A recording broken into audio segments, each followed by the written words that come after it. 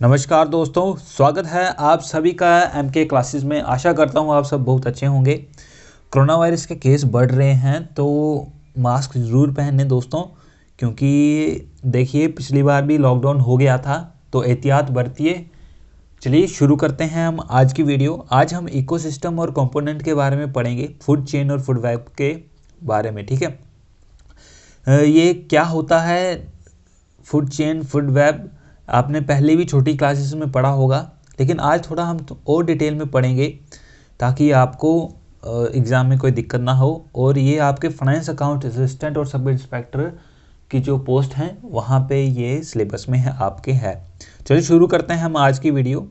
क्या है कि फंक्शन इकोसिस्टम में क्या है कि हमारे जब कोई भी हम जो इस इकोसिस्टम मतलब इस दुनिया में जो रह रहे हैं तो कैसे रह रहे हैं, हम खाने और पानी और ये सब चीज़ों की वजह से हम सब जिंदा हैं, हम सबको मालूम है ना। तो इन खाने पीने की वजह से क्या बनते हैं, फूड चेन और फूड वेब और फूड पिरामिड्स बनते हैं। और ये होते हैं फंक्शन इकोसिस्टम के, जो कि हमें जिंदा रखते हैं, जिनकी वजह से हम क्या हैं, जिंदा हैं। अभी जो इकोसिस्टम है क्या है, ये स्ट्रक्चरल और फंक्शनल यूनिट है बायोस्फीयर का। बायोस्फीयर का स्ट्रक्चरल और फंक्शनल यूनिट है। जैसे सेल क्या होता है, हमारा स्ट्रक्चरल और फंक्शनल यूनिट होता है क्या, लाइफ का स्ट्रक्चरल और फंक्शनल यूनिट होता है सेल। सेल कौन सा, जो हमारी बॉडी के अंदर सेल होते हैं, है ना। वैसे ही जो ये इकोसिस्टम जो होता है ये क्या है, ये स्ट्रक्चरल और फंक्शनल यूनिट होता है, जिसकी वजह से हम सब जो भी लिविंग बीइंग है क्या एक दूसरे के साथ इंटरेक्ट करता है, इन्फ्लुएंस होता है एक दूसरे के साथ, और जिसकी वजह से हम सब लोग जिंदा हैं। ठीक है, और जो ये डिफरेंट डिफरेंट फंक्शन फैक्टर करते हैं इकोसिस्टम के लिए, तो ताकि जो ये पूरा बायोस्फीयर का जो इकोसिस्टम है, कंपोनेंट हैं, वो चलते रहें। जैसे एक गाड़ी चलती रहती है ना, गाड़ी में तो पेट्रोल डालना पड़ता है, लेकिन जो ये इकोसिस्टम है बायोस्फीयर का, ये ऐसा है कि इसमें तेल डालने की ज़रूरत नहीं है, ये अपने आप चलते रहते हैं। तो function of an ecosystem can be studied as an exchange of energy, है ना। इसको हम कैसे देख सकते हैं, एक्सचेंज ऑफ एनर्जी या नेचुरल प्रोसेस, जो नेचुरल प्रोसेस होते हैं प्लांट के द्वारा किए जाते हैं, एनिमल के द्वारा किए जाते हैं, या जो बायोमीज होते हैं, जो छोटे छोटे कीड़े मकोड़े होते हैं, उनके द्वारा जो किया जाता है, वो क्या कैसे एक्सचेंज करते हैं एक दूसरे के साथ एनर्जी को, और डिकम्पोज करते हैं मैटर को, उससे फिर बैलेंस करते हैं पूरे फंक्शन को। ये सब कुछ हम पढ़ेंगे। ठीक है, और ये क्या है, स्टडी के इकोसिस्टम की क्या स्टडी है, एक्सचेंज ऑफ एनर्जी। जो एनर्जी एक्सचेंज होती है प्लांट, एनिमल या कीड़ों मकोड़ों के, जो दुनिया में हमारे वर्ल्ड में क्या उनका प्रभाव है, वो सब कुछ हम देखेंगे। अभी जो फंक्शन है इकोसिस्टम का, उसको 3 हेड में हम पढ़ सकते हैं। एक तो एनर्जी फ्लो, कि जो हमारी एनर्जी है वो फ्लो कैसे हो रही है, कैसे हमें एनर्जी मिल रही है। न्यूट्रिएंट साइकिल, कि न्यूट्रिएंट साइकिल कैसा है, खाने पीने का साइकिल कैसा है, या इकोलॉजिकल सक्सेशन और डेवलपमेंट कैसी है। तो एनर्जी फ्लो क्या है, प्राइमरी फोर्स जो रिस्पॉन्सिबल होती है ताकि इकोसिस्टम हमारा बना रहे, है ना, हम सब जिंदा रह सकें। उसके लिए क्या, energy flow primary force responsible होती है। ठीक है, इकोसिस्टम के लिए। अभी जो ये फ्लो ऑफ एनर्जी है, ये कहाँ से, प्रोड्यूसर से टॉप कंज्यूमर तक जाती है ना। कहाँ से, प्रोड्यूसर कौन, जो खाना बनाएगा, और टॉप कंज्यूमर जो एंड तक, जहाँ तक एनर्जी जाएगी, डायरेक्टली या इनडायरेक्टली, है ना। और ये किसी भी डायरेक्शन में हो सकती है एनर्जी फ्लो।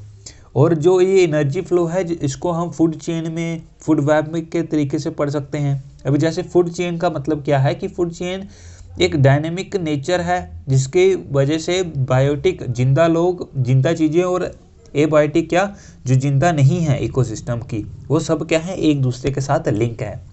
अभी लिंक कैसे हैं ये चीज़ें, देखिए वो भी हम आगे देखेंगे। लेकिन ये क्या है, फूड चेन क्या है, एक डायनेमिक नेचर है जो कि लिंक करता है बायोटिक और एबायोटिक कंपोनेंट के इकोसिस्टम के। और इसमें क्या होता है कि एक ऑर्गेनिज्म क्या करता है, दूसरे ऑर्गेनिज्म को खाता है। है ना, और फीड करता है। जब वो एक एनिमल से दूसरे मतलब कि फीड करता है तो क्या ट्रांसफ़र एनर्जी का ट्रांसफ़र होता है एक एनिमल से दूसरे एनिमल में या एक कंपोनेंट के दूसरे कंपोनेंट में, ठीक है। अभी जो भी हमारी फूड चेन में पाथ है वो एनर्जी का फ्लो बताता है न्यूट्रिएंट्स का थ्रू इकोसिस्टम। अभी जैसे कि अभी मैं फूड चेन के बारे में बात कर रहा हूँ, देखिए आप इस पिक्चर को देख के समझ सकते हैं कि जो ये ग्रास होता है, इसको ये ग्रास ऊपर खाएगा, जो कीड़े मकोड़े इंसेक्ट्स होते हैं वो खाते हैं, फिर उसको हमारा ये औल है सॉरी ये हमारा मेंढक है ये खाएगा, फिर मेंढक को स्नेक खाएगा और स्नेक को ये औल खा लेगा। तो जब ये औल मर जाएगा, इसका ये डिकम्पोज हो जाएगा। तो ऐसे हमारी फूड चेन चलती है। अब ये जो टर्म है फूड चेन, ये अफ्रीकन अरब साइंटिस्ट थे अल जैज़, उन्होंने इस टर्म को क्या किया था, फेमस किया था, पॉपुलर किया था। और trophic level in food chain, ऐसे फूड चेन्स के अलग अलग चेन होती है। देखिए ऑटोट्रॉफ्स और प्रोड्यूसर है नहीं, अभी हमने फूड चेन के बारे में पढ़ा।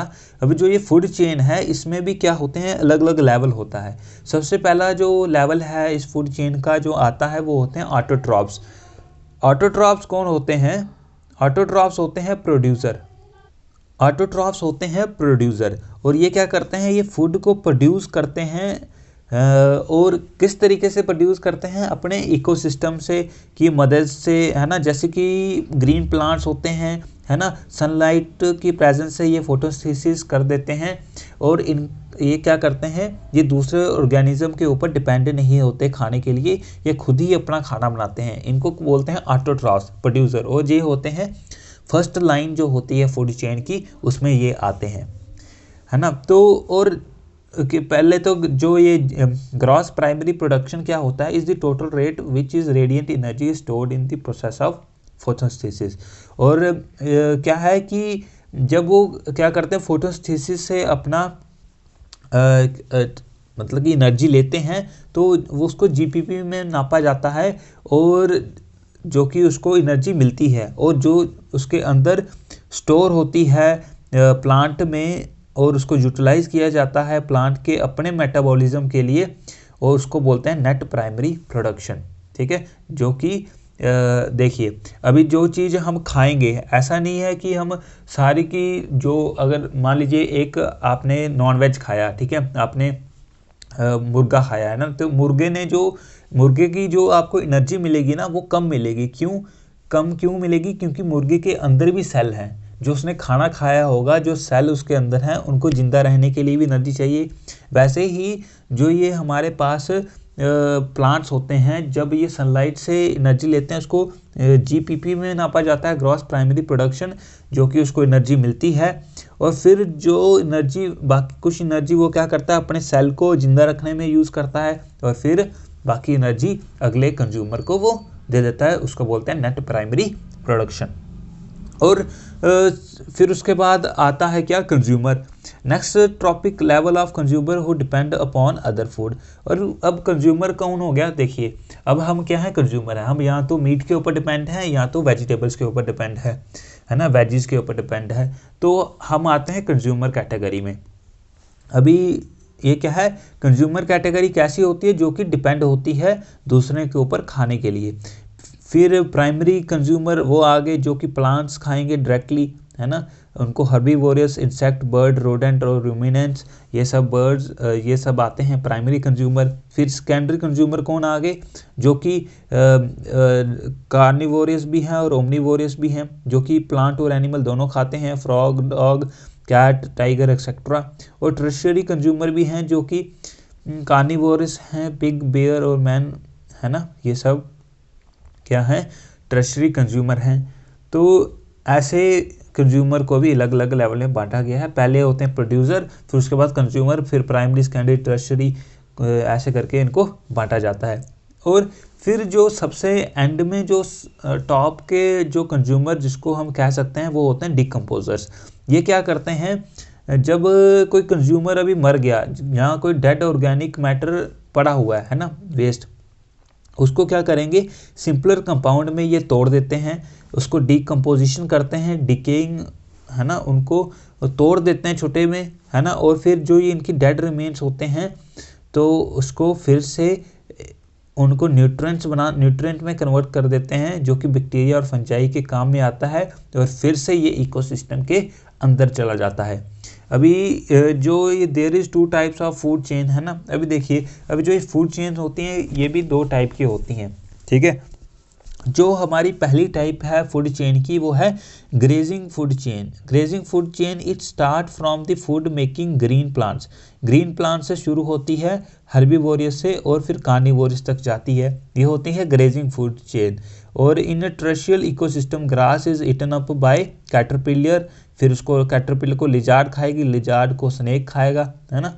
तो ऐसा होता है किसमें, ग्रेजिंग फूड चेन में, जिसमें ग्रीन प्लांट से स्टार्ट होता है हर्बीवोरियस से और कार्निवोरियस में जाके ख़त्म हो जाता है। जैसे कि सनलाइट से ये फूल वगैरह या कुछ ग्रास लगा जिसको एक रैट ने खाया, रैट को स्नेक ने खाया और फिर उसको ट्रेशरी किसने कंज्यूम किया, ईगल ने कंज्यूम किया। और जो अभी हमारे पास जो ये प्रोड्यूसर है ना, तो प्रोड्यूसर भी, रोडेंट भी, जो ये हमारा माउस है, जो ये रेप्टाइल है स्नेक, और जो ये हमारी ईगल है, इन सब को क्या डिकम्पोजर, अगर ये इसको किसी ने नहीं खाया प्रोड्यूसर को, ये भी डिकम्पोज हो जाएगा, ये भी डिकम्पोज हो जाएगा, ये भी डिकम्पोज हो जाएगा और ये भी डिकम्पोज हो जाएगा, ये सब डिकम्पोज हो जाएंगे। फिर से डिकम्पोज होने के बाद ये प्रोड्यूसर को एज ए न्यूट्रेंट सप्लाई हो जाएंगे, ठीक है। तो ऐसे इकोसिस्टम चलता है।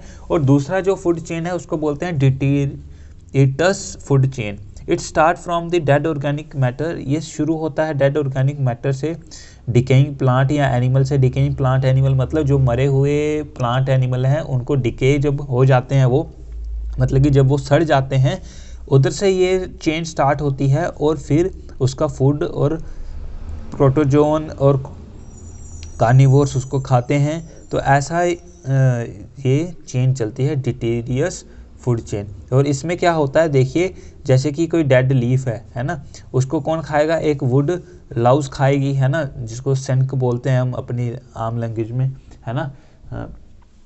और फिर उसको कौन खाएगा, कोई ब्लैक बर्ड या कोई भी बर्ड खा लेगा। तो ये क्या होगी, एक मतलब कि डिकेइंग से कार्निवोरस से जा रही है सीधी, ठीक है। और दीज 2 फूड चेन जो भी हमने देखी, ये क्या है कि यहाँ पे हमने देखा कि जो एनर्जी थी वो फ्लो कर रही थी कंज्यूमर्स में, अलग अलग लेवल में कंज्यूमर में, ठीक है। और ये क्या है, लिंक्ड हैं एक दूसरे के साथ एनर्जी सोर्स के लिए, ताकि वो अपने जो खाना है उसको, जो अपनी एनर्जी रिक्वायरमेंट है उसको कंप्लीट कर सकें। और जो ये वेस्ट मटेरियल जो पीछे रह जाता है वो डेड ऑर्गेनिक मैटर में क्या फिर से फूड चेन में आ जाता है, जब वो कोई प्रोड्यूसर के पास वो जाता है ऑर्गेनिक मैटर। तो जो अभी फूड चेन हमने देखा है ना, अभी एक और तरीका है जिसको हम बोलते हैं फूड वेब, जिससे एनर्जी फ्लो होती है। अब फूड वेब में क्या होता है कि जो फूड चेन रिप्रेजेंट तो करती है एक डिमेंशन को, है ना। अब ऐसा नहीं है कि जो हमारे पास जो कीड़े हैं वो वही खा सकता है ना, लिजर्ड भी खा सकती है कीड़े को, ऐसा नहीं है कीड़े को सिर्फ बर्ड्स ही खाएंगे। तो इसमें क्या होते हैं डायमेंशंस, फूड चेन में एक डायमेंशन बताते हैं, लेकिन जो फूड वेब होते हैं ये मल्टीपल डिमेंशन इसमें होते हैं, ठीक है।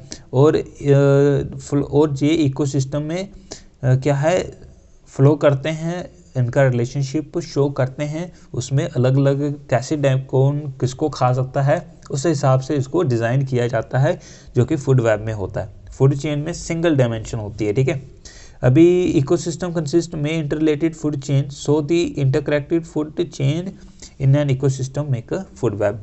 तो इसमें क्या होता है कि जो फूड चेन एक दूसरे के साथ इंटरकनेक्टेड है तो वो क्या बना देती है, फूड वेब बना देती है।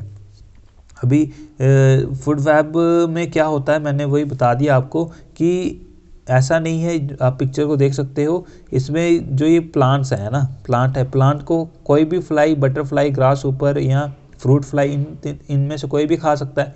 और फ्लाई को ये ड्रैगन फ्लाई खा सकती है, फ्रॉग खा सकता है, बटरफ्लाई खा सकती है, रैट खा सकता है, या ये बर्ड खा लेगा, है ना। फिर इनको बर्ड को या तो कोई वुल्फ खा लेगी, है ना, या तो कोई ईगल खा लेगा, पाइथन वगैरह। तो ऐसे क्या है, ये सब एक दूसरे के साथ इंटरलेट करके दिखाए जाते हैं। इसमें मल्टीपल क्या होती हैं, इसमें होती हैं multiple food chain. Multiple food chain होती है जिससे क्या बनता है, एक फूड वेब बनता है। ठीक है, फूड वेब बनता है किससे, एक मल्टीपल फूड चेन से। अभी इकोलॉजिकल पिरामिड्स देखिए, अभी हमने दो तरीके से देखा कि कैसे एनर्जी फ्लो करती है एक फूड में, एक प्रोड्यूसर से कंज्यूमर तक, है ना। अभी जो इकोलॉजिकल पिरामिड्स होते हैं कि इसमें क्या होता है कि स्टेप्स होते हैं जिसमें डायग्रामेटिकली हमें दिखाया जाता है कि जो फूड प्रोडक्ट हैं वो कैसे अलग अलग लेवल पे हैं। ठीक है, अभी जो पिरामिड है इसमें क्या हॉरिजॉन्टल बार डाले जाते हैं और इसमें अलग अलग लेवल पे अलग अलग एनर्जी लेवल दिखाए जाते हैं।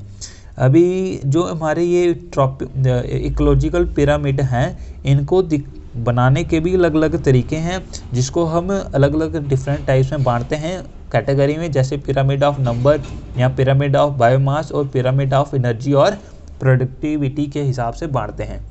ठीक है, अभी पिरामिड ऑफ नंबर, तो पिरामिड ऑफ नंबर में क्या होता है कि इसमें रिलेशनशिप हम देखते हैं कि जो नंबर ऑफ ऑर्गेनिज्म है वो एक ही ट्रॉपिक लेवल में होने चाहिए। जैसे कि ग्रास लैंड जो कि फूड चेन में जो होते हैं, जैसे कि पहले हर्बीवोरियस डाल दिए हमने सारे, फिर herbivorous turn more number of carnivorous, फिर कार्निवोरियस, फिर पिरामिड अपराइट जाएगा। आप देखिए ये पिक्चर आप देखिए, इसमें क्या है कि प्रोड्यूसर है एक, बहुत सारे प्रोड्यूसर हैं, बहुत ज़्यादा हमने मान लीजिए जैसे कनक लगाई होती है, हमने गेहूँ लगाई होती है।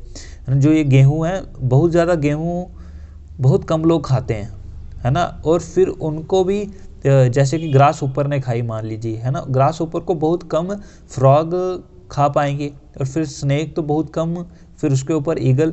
तो ये क्या हो गया, इससे ये अपराइट पिरामिड बन गया।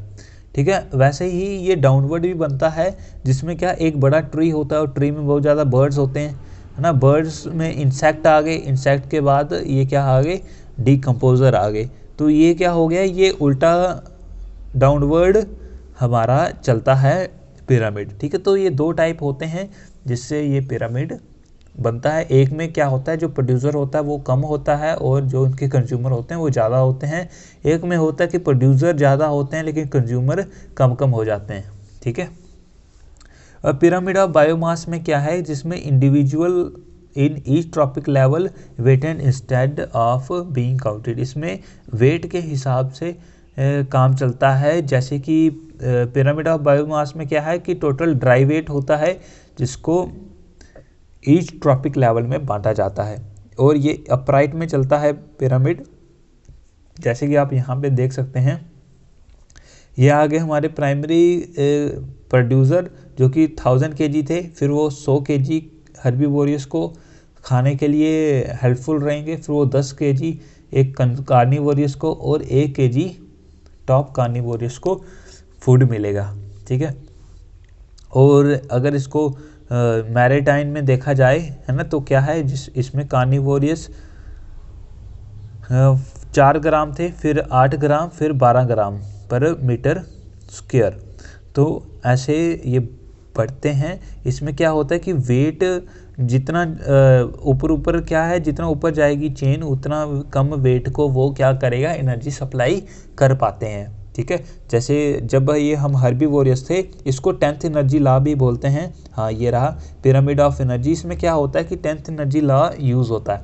अब ये 10th एनर्जी लॉ क्या है वही मैं आपको यहाँ पे बता रहा हूँ। देखिए, अगर 1000 kg जो हमारे पास वेजीज हैं जो हम खाते हैं, तो वो 100 kg जो हर्बीवोरस हैं उनको हेल्पफुल होएंगी, है ना। तो अगर आप मान लीजिए, ये एक और भी अच्छी चीज़ है, आप सीख सकते हो यहाँ से कि अगर आप वेजिटेरियन हो तो आप क्या कर रहे हो, 1000 kg को सीधे 100 kg लोग खा पाएंगे। लेकिन अगर कोई कार्निवोरस है तो वो क्या करेगा, इतनी जो एनर्जी है वो वेस्ट कर लेगा। कितनी? सिर्फ 10 kg ही खा पाएगा। अगर कोई हर्बीवोरस है, उसको अगर कोई खाएगा, है ना, जैसे अगर कोई रैबिट है ना, रैबिट का मीट खाएगा तो उसको सिर्फ 10 किलो ही सस्टेन कर पाएगा वो। मतलब कि जो 100 किलो का रैबिट होगा उससे सिर्फ 10 किलो ही एनर्जी मिलेगी। बल्कि अगर कोई उसको ऐसे सीधे वेजीज खाएगा तो उसको 1000 kg, जो अगर वेजीज खाएगा उसमें से उसको 100 kg एनर्जी ज़रूर मिलेगी। तो ये डिफरेंस होता है जिसको 10th एनर्जी लॉ कहते हैं। इस 10th एनर्जी लॉ में क्या होता है कि जैसे जैसे हमारी जो लेवल है ना, ट्रॉपिक लेवल है, वो ऊपर चले जाते हैं, वैसे वैसे जो कन्वर्जन होता है सोलर एनर्जी का, जो हीट एनर्जी और केमिकल एनर्जी जो खाने के फॉर्म में जो हम खाते हैं वो 10% के हिसाब से कम होती चली जाती है। ठीक है, अभी ये इसकी पिक्चर है, आप इसको देख सकते हो। तो फाइनली ये आज का लेक्चर हो गया। तो एक लेक्चर और बचा हुआ है सिर्फ। अगर आपको हमारी वीडियोस अच्छी लगती हैं तो आप चैनल को सब्सक्राइब करके बेल आइकन दबा सकते हैं। आई होप आपको बहुत अच्छी लगी होगी वीडियो। धन्यवाद।